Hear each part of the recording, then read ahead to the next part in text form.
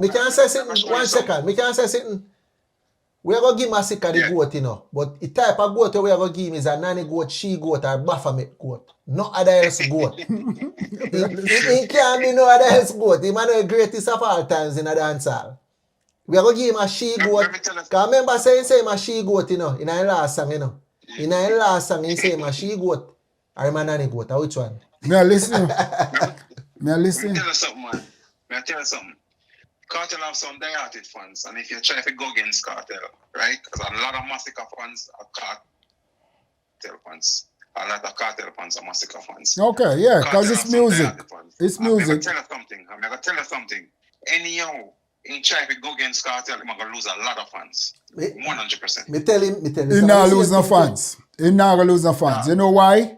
Because dancehall been waiting for a moment like this. Anything what it going to do, it going to instead push Massika to a different level. Regine, I'm going to tell you something straight up. He have to lose fans. You know why? Go ahead. You see after the Reggae Soundfest performance, I unfollow me, I unfollow Massika. And then come back and make an apology.